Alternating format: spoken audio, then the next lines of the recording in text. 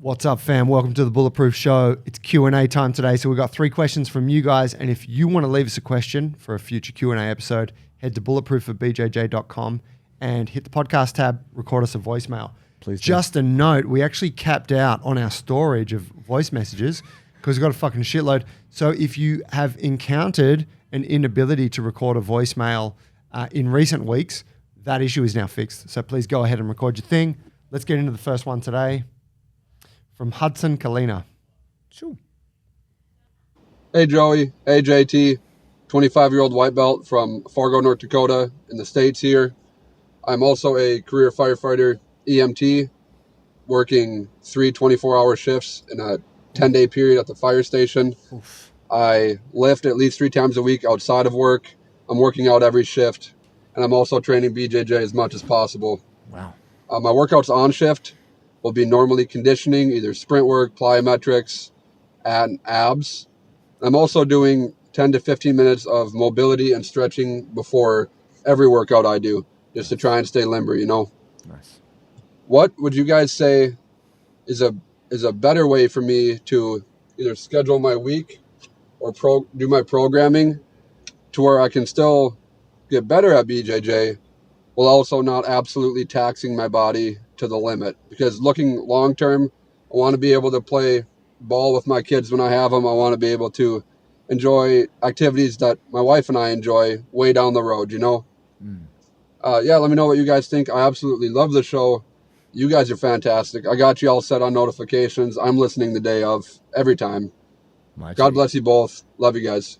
God bless you, sir. Hudson, what a legend. What a shout out Dakota, man. Hey, I got to say, that's an interesting accent. I don't think I've ever met anyone from Dakota, and that I'm guessing It sounds more north, right? it has its own flavor. I apologize for my lack of Dakota's like a lot of fucking open land out there, right? It is. I think I've watched a lot of Ranella Meat Eater episodes where they're out that way. Wolves and shit, coyotes. Yeah, possibly. I mean, look, cool. That's amazing. So, man, thank you. You've painted us a great picture, and I appreciate that, because sometimes when people call in, they leave us with a few holes in what's going on there. Well, what we didn't get from Hudson is he didn't mention any specific problem that he's facing as a result of his training. No, but it does sound like he's got a lot going on. The work is tough. Yeah. The 24-hour shift, 3 24-hour shifts in 10 days, it's a lot. Yeah. And he's training every day while he's on the job. I think ultimately the cadence that you can keep when you're 25 will be a different cadence when you're 30, and you could be married or you could have kids. And it's being able to adapt your training volume depending on the stress of your life, whether it's your job or family or whatever's going on. So what I'd say there is being flexible around how you can do enough jiu-jitsu, enough mobility, and enough lifting, having that at an adaptive level relevant to stress is the key to the longevity piece. So whatever you're doing now, it sounds like pretty comprehensive. Like, sounds like you're following up on what we're talking about, and that's awesome. Respect to that. But what I'd say is when the challenges present, whether it be, like I say, not even family in terms of your family, it could be your parents. Say a parent gets sick, or they want you to work an extra shift at work, or they want you to travel, or there's fucking forest fire and you've got to save the nation. We expect that that's what you will do. There's a meteor traveling towards Earth. And our Aliens destruction is imminent, and they need to send you up in a spaceship with your father-in-law to drill a hole and blow up the fucking meteor. It gets here. Yeah, that happens. Imagine. You're equipped. I watched a documentary on that once. Anyway, I digress. Don't want to close my eyes because I miss you, baby. And I think that's the thing, that you're doing everything right, but life is going to throw you some curveballs. In order for you to stay ready, stay prepared, jailhouse ready, you need to just be able to adapt your training, whether that means reducing it a bit to keep it going. That's what I would say. Yeah, look, if I were to make a very general observation, you said you were doing like a lot of conditioning work when you're on the job, and then you're training as much jiu-jitsu as you can outside of that. You might be overdoing it on the conditioning side of things. You might, like, if you're going hard at jiu-jitsu, which if I go back to when I was a 25-year-old white belt, I was always going too hard at jiu-jitsu. You potentially don't need to be doing a lot of conditioning work outside of that right now. Or maybe you could just be doing a bit. Maybe it's like 10 or 15 minutes on your days off the mats, but you spend a bit more time on mobility or strength. And I think that might just help to balance out the neurological fatigue a little bit, and so that you've got more balance there. Probably also potentially if you've got long period, like if you're working real hard, 3 24-hour shifts, and then you got a big chunk of time off, you might be frying yourself with too much jiu-jitsu, outside of that. So maybe it's, taking a day off here or there, or not rolling every day, something along those lines. But, I guess the main observation is where you're at in life and in jiu-jitsu, your bias is going to be towards overdoing it.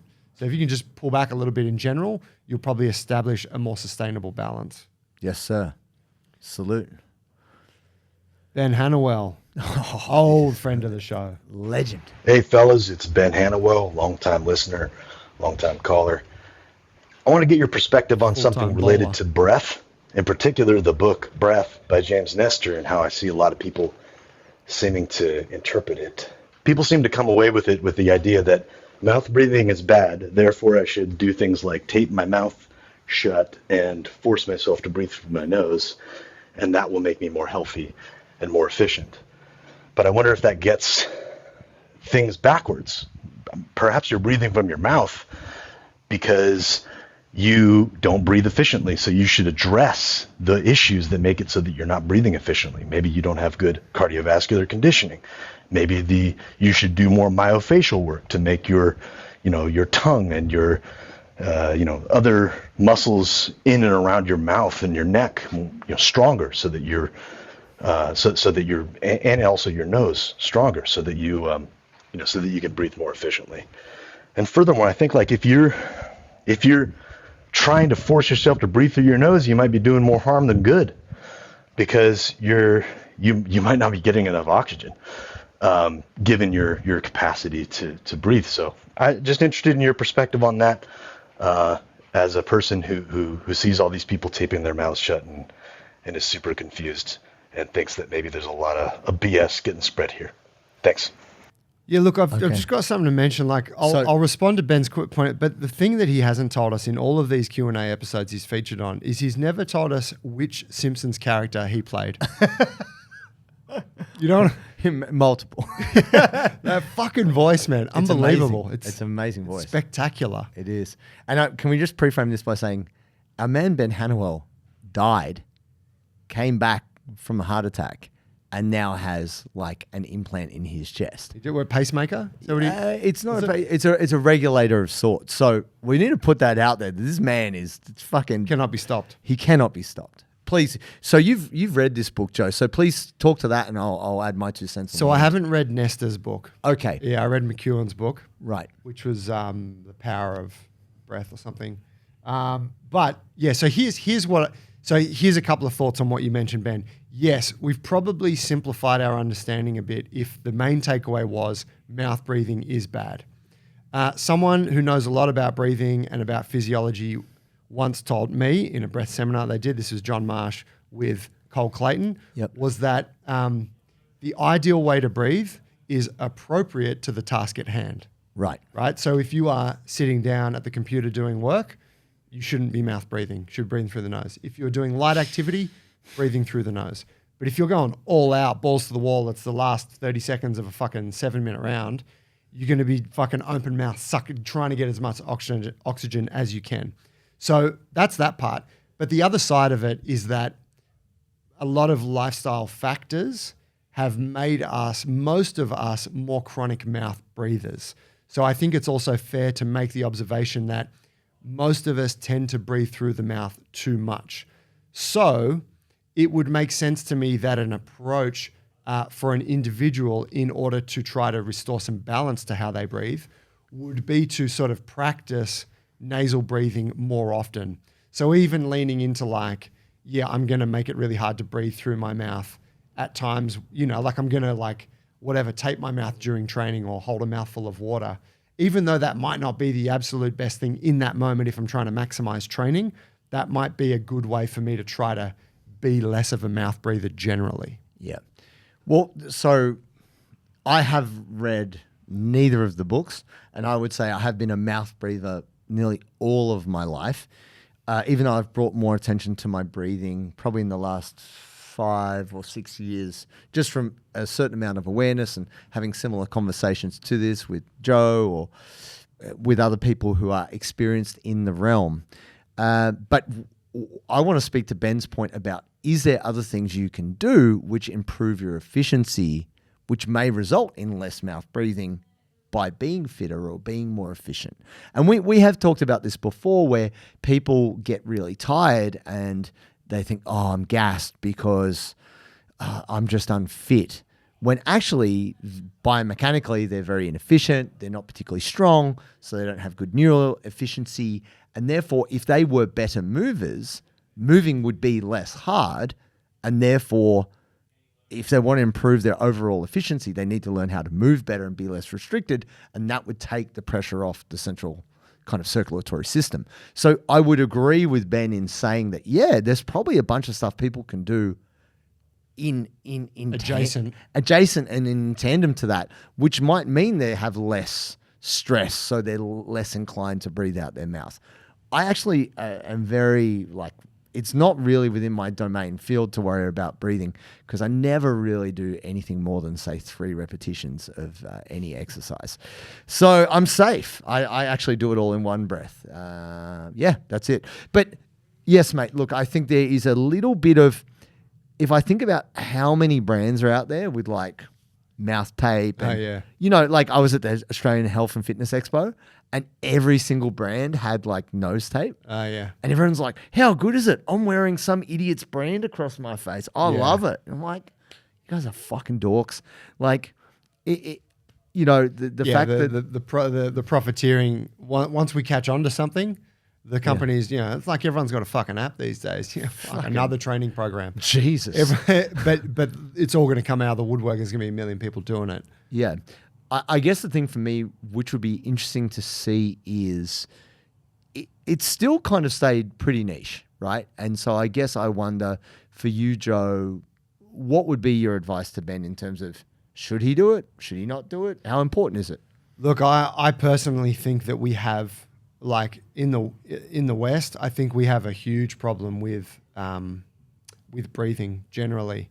And I, without going into it too hardcore, but this goes back, right, many generations to the types of foods we eat and the environments we live in. And there's a chronic amount of dysfunction in mouth development. This is why everyone's got to get their wisdom teeth removed, and fucking palate shape and breathing and the general mechanics of this whole area.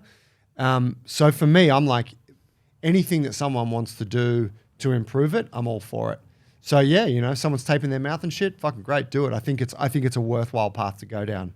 Some folks don't need it, but many do. And once you read the books and you look at it, you're like, wow, you can really see the people that need it. Yeah, and I think you, Ben Hannawell, you could help people by doing the smother. You're breathe through your nose, mate. If you can't, just smother their mouth. Yeah, I'm doing this for you. And do your nose breathing. And if they tap out, then they just don't want it that bad. I mean, we did the episode with Brian Lau, Primal Breathwork. Right, where we spoke all about breath and facial development and all of that. And it really is a big thing. So, yeah, I wouldn't begrudge anyone from having a crack. But, for sure there's a time and place. And I know for me, I don't disrupt my breathing at all at jiu-jitsu. Right. I'm not taping my mouth at jiu-jitsu. No. But I tape my mouth every night before I go to bed. Oh, there you go. And then I've done that for a few years now, and that has been a huge upgrade for me personally. That's cool. So there you go. The 2 elements that you need to guarantee your success in the gym are guidance and accountability. The big mistake that we see people making when training for BJJ is doing random workouts. That's why we made the Bulletproof for BJJ app. We have our online community that can give you feedback and help you out. And then we also have our structured programs that will get you fitter, stronger, and more flexible for BJJ. We've got a 14-day free trial. Get in there, try it out. And if you decide that it's not for you, we have a 100% money back guarantee. So go to the Play Store, go to the App Store, download the app, and we'll see you on the inside. Holy shit. Last question of the day coming in from Jose Gonzalez. I love his work. He's so good on the guitar. Swedish guitarist. How's it going, guys? Big fan of the show. I watch you guys for all the advice that you guys give for BJJ, how not to get burnt out and stuff like that. But my question is regarding my son. He recently had a tournament, and his coach wasn't able to make it. He goes to a named academy, a brand, I guess, a big name brand academy. Mm-hmm. And they don't really go to tournaments that often. And one of the coaches, through a mutual friend, another coach from a different academy, coached my son for the tournament. And after the tournament was over, he said he sees a lot of potential in my son. My son is 7. And in his academy, he has to go against like 9 or 10-year-olds, and he still gets the best of them for the most part. So there was another coach that said take him to a competitive gym. There's a lot of potential in him. I brought this up to my son. He won gold at the IBJJF. He won gold for youth. He's 7. Wow. I guess my question is, I told my son that I think his coaches are great, phenomenal, but I think they did everything they could for him, and it might be time to move gyms. He started crying. How do I know when it's time to move my son to another gym that's maybe more competitive? If you guys can help out, I'd appreciate it. Thank you. Jose, legend. Appreciate the question. And thanks for all your immaculate guitar work. No, look, look, man, I think it's tough, right? Because obviously he's very young, so there's a long way for him to go. And I think 2 things. Like anyone changing a gym, it was provided it doesn't kind of get you banned, maybe taking your son along to that other gym and get him to try a class, see if he could make friends or if he enjoys it, right? You don't have to make a snap decision like, I'm quitting here, I'm going there. Because keeping kids having fun and interested is what will enable them to stay in the game. I've seen it many, many times where you've had prodigies or people who they're like, this guy's going to be the next world champion. And then they flame out by the time they're kind of 16 and they just quit because for various reasons, right? The other side of that was I used to train at a gym when I was a kid where it was very traditional, and they said, you'll never be a champion. You know, that's not what we do here. You're not good enough. And they basically just capped out what my potential was when I was 12 years old. I'm like, as a 12-year-old, I was like, the fuck are you talking about? I want to be the national champion. I want to be the best. They're like, it's never going to happen for you, son. And I was like, no, it's never going to happen for me here. But that was a decision I had to make as a 12-year-old kid, that I went to my mum and I said, I want to go train somewhere else. And so I think because your son's so young and he probably has friends at the gym, it's worth just giving him a try. Like I believe that to get better, you do have to go and train with better people. And if he's already kind of better than everyone at his gym, then yeah. But also the friendship element and the fun element is important for keeping him in there. So maybe try the other gym. If he likes it, then cool. But then maybe that's not the strategy this early. What do you think, Joe? Yeah, I like that suggestion of just getting him to try a class at the other one, maybe an open mat or something like that. I think ultimately it's like, if I'm thinking about my boy, who's a lot younger, right? He's almost 5. But I would kind of put it to him and like, what do you want to do? Do you want to, and I would probably, like at 7 years old, I would probably take his guidance on that. If he's like, yeah, I do feel it's a little bit easy for me at the current place. I'd like to try something a bit harder. Great. If he's like, no, I love it. Then we're like, well, great. Let's just keep loving it. Stay where you are. It's about figuring out what jiu-jitsu means to him. And it could be something that he really wants to keep progressing, day to day at, and like eventually compete more and do that whole thing. Or he might just like showing up to the gym that he's at where he's rolling with his mates and he's having a good time. Yeah, that's kind of the thing, right? There's also no rush. Like, your son might do it and then he might decide in a few years' time he doesn't want to do it, and then he might come back to it when he's 21, and that would be great. And everything that you would have done over this time would give him a foundation that he'll still be able to tap back into. So I really don't think it matters that much. I think the main thing is that he's enjoying it. Yeah. And I think that we've kind of observed this, haven't we, with a lot of like elite athletes and stuff, that parents drive them to a degree where they don't enjoy it. And some of them, despite that, still manage to become the best in the world, but it often comes at a great cost. Yes. And I would think that probably forces more people to quit then rise to the elite Continue, levels, right? yeah. So yeah, I'd really just be biasing towards him having a good time. Yeah, and I mean, it's awesome that you are so invested in your own kids' jiu-jitsu and that you're considering these things. So credit to you, Jose. And obviously a fucking proud dad moment when your son wins gold at a competition. You're like, God damn, my boy, kick your boy's ass.